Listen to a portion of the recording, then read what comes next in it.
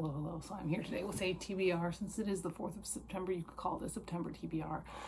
This is my first randomized TBR in the new place, which is very exciting. So it's half from the book closet and half recently hauled books. It is randomized. Even the recently hauled books, I took, like, if it was not a number I took from the top of the stack, it was an even number I took from the bottom. Everything else I randomized the number 53 because that's how many stacks there are in the book closet. And yeah, it's entirely randomized, which is super fun to get back into randomizing my TBRs. So this is what I'm going to be reading in the near future. Hopefully I will finish it long before the end of September, because I'm doing something new with my book buying ban, which is exciting in a way. But right now I'm running on, like, I get passes, but I've decided I'm going to start saving these passes until I go underneath the next 100. So even if I get 17 passes today, I can't use any of them until I hit $18.99. And right now the book wall's sitting at like $19.23.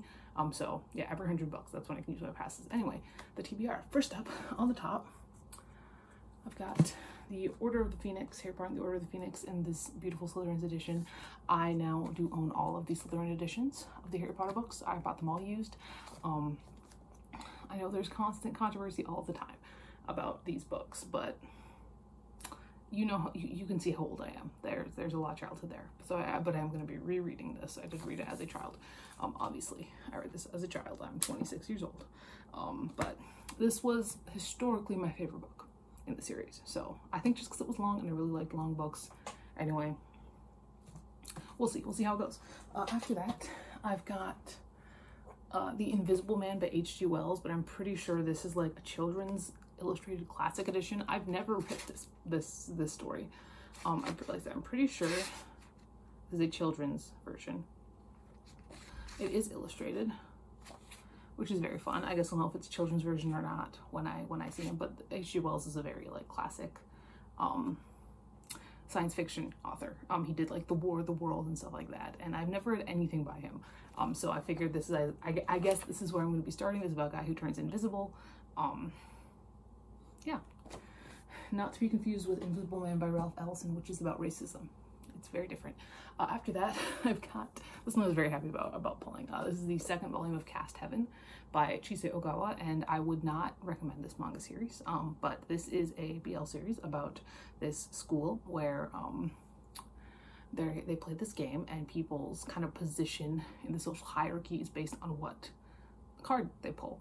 And we start out with our main character, who has traditionally been the king, and he's really a dick about it, and he ends up going straight to the bottom of the pile. And this sticker is there for a reason. These come wrapped in plastic. Would I recommend them? No. If you're curious, and if this is something you can get into, I think it's well done for what it is, but I can't really recommend it. After that, I've got a Karen Slaughter book that is Indelible. I've never read a single goddamn thing by Karen Slaughter. I know she writes thrillers. I know she's super popular. She wrote Pretty Girls, I want to say. It's one that everyone's talking about. I have it in the book wall. I don't know what this one's about. Let me see. Okay, we got a hostage situation. There's a guy named Jeffrey. I don't know what this is about, but I do know it's definitely some kind of thriller police procedural thing, because it is Karen Slaughter, and that is duct tape over a mouth on the front, so should be interesting either way. It should be quick. After that, I've got You've Lost a Lot of Blood by Eric LaRocca, which is this is a horror author that's really been taking everybody by storm lately. People are really into him, and I'm interested to see why. This is not his first book. His first book is Things Have Gotten Worse Since We Last Spoke, but this is what I ended up purchasing.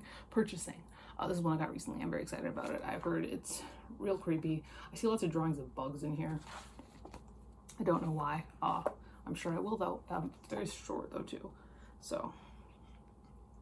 Oh my god, are there footnotes? Footnotes? There's footnotes. Oh my god. Okay, I got this. After that, I've got What Do You Do in Quicksand by Lois Ruby, which is a young adult book from the 80s, 1979, about a young father, a high school senior who does have a child. This was a really big This was a really big trope back in the 70s and 80s, I feel, for young adult fiction. But yeah, he ends up meeting this girl who starts watching his kid, and I assume they fall in love or something, but I'm gonna read it. After that, I've got another manga. I have My Love Mix-Up Volume 2, which is a very fun, their BL story, but it's adorable. So it's lots of the miscommunication, but in a really funny, cute way, and I'm excited to kind of keep on going with it. The series just revolves around these two who he accidentally thinks that he is in love with him, and it's so funny, and the way it is explored is so funny. After that, I'm gonna finally, I don't think I've ever read a second book in a V.C. Andrews series. I've read a ton of firsts. I read Flowers in the Attic, I read Dawn, I read Ruby, I read Ruby twice for some reason. What else have I read? I'm sure there's one or two others, but there are a couple of other random ones I do not remember. But I am finally going to be reading a V.C. Andrews sequel, and that is Petals on the Wind, which is the sequel to Flowers in the Attic. And I even have it in hardcover, and it matches my copy of Flowers in the Attic so perfectly. So we'll see what the hell's going on here. I believe. Yeah.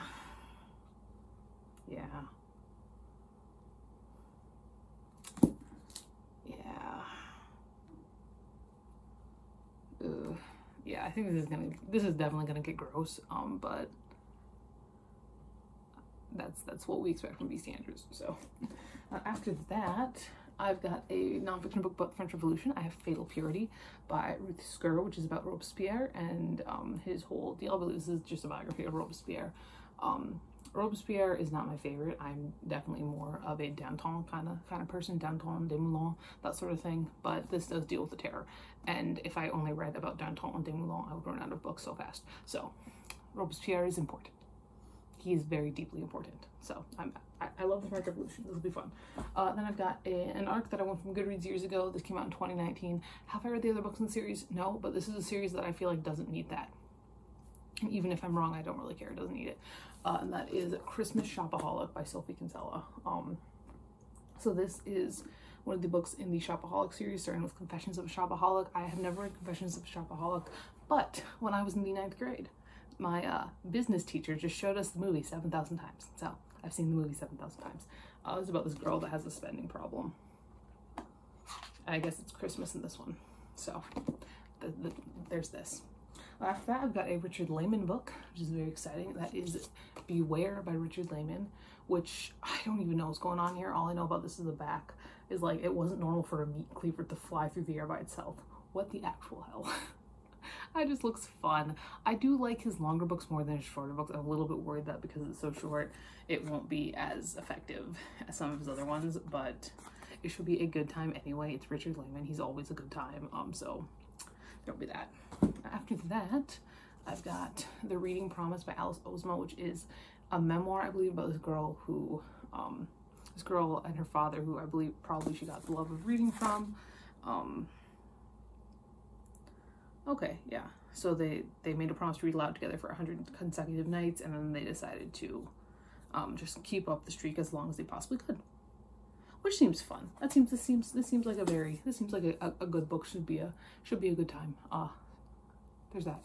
After that, I've got The Luminous Dead by Caitlin Starling, which is, I believe, a space horror situation. It's compared on the back to both The Martian and Annihilation. I liked Annihilation more than I like The Martian, just because I'm not a huge sci-fi person. The Martian was fine. It was okay. So we'll see how this goes. I've heard good things about this. We'll see how much I like it. If I don't like it very much, or even if I do like it, I do know of a junior at the school I used to work at who loved both The Martian and Annihilation, so this would go good for him. After that, I've got a nonfiction book about Greece, and that is Nations of the World, Gross Greece, Volume 6. So this is a history of Greece that is in many, many volumes. I have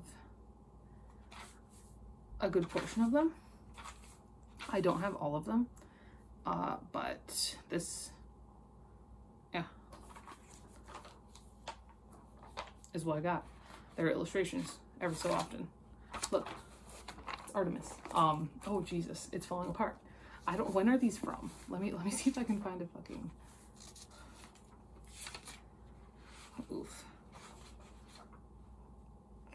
You're falling apart. When were you published? I have no idea. Maybe it's at the back. Maybe you're at the back. Last time this was checked out was 1990, but that doesn't tell me when you were published.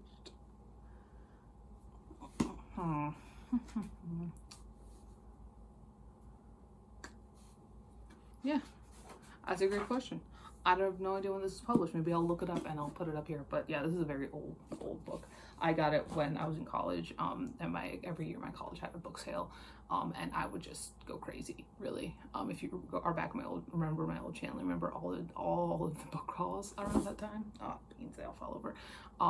Yeah, I went absolutely nuts. After that, finally, the last book I've got in this TBR is Check Please by Volume 2 by Ngozi Ukazu. I read the first volume right when it came out. It was super cute. I'm excited to read the second volume, which I'm sure will also be super cute. It's a graphic novel. It is like Heartstopper except for American and with hockey and in college. So that's what this is.